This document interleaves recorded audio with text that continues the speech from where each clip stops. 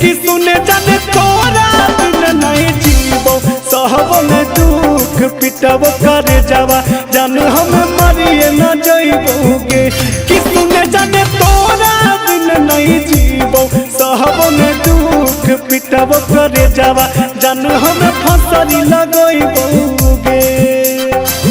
देखी देखी फोटावा सुने जाने रहल न जइतोगे कि जान तोरे याद सतइतोगे कि सुने जाने अरती पढ़ब कफनमा हो तुझे गवनमा गवनमा जान हम मरिए न जइबोगे कि सुने जाने अरती पढ़ब कफनमा हो तुझे गवनमा गवनमा जान हम फसरी लगइबोगे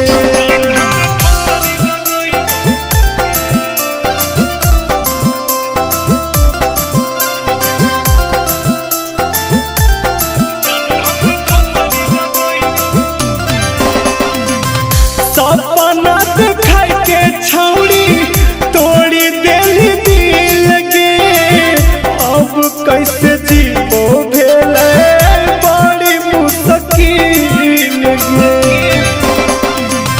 रात दिन तोरे छौड़ी याद सताओगे तोरा बिना हमरा छौड़ी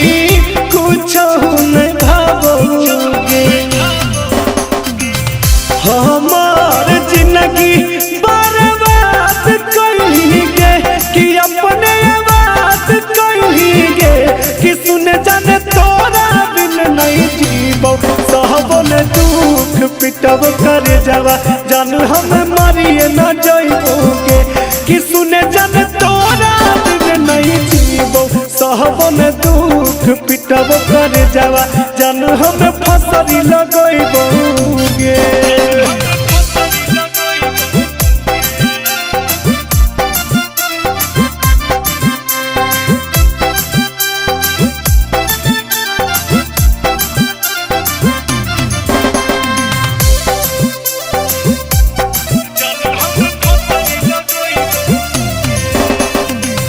झूठा तोर कसम रहा झूठा रहा वादा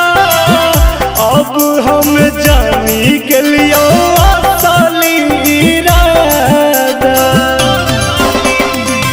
खुश रही है ससुरा में रही है तो आवाज गे याद आई तो हमर छौड़ी मारला के बाद अनुज के नमवा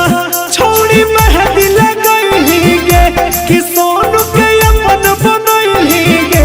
कि सुने जाने तोरा बिन नहीं जीवो सहबन दुख पिटब करे जावा जान हम मरिए न जइबोगे कि सुने जाने तोरा बिन नहीं जीवो सहबन दुख पिटब करे जावा जान हम फसरी लगइबोगे।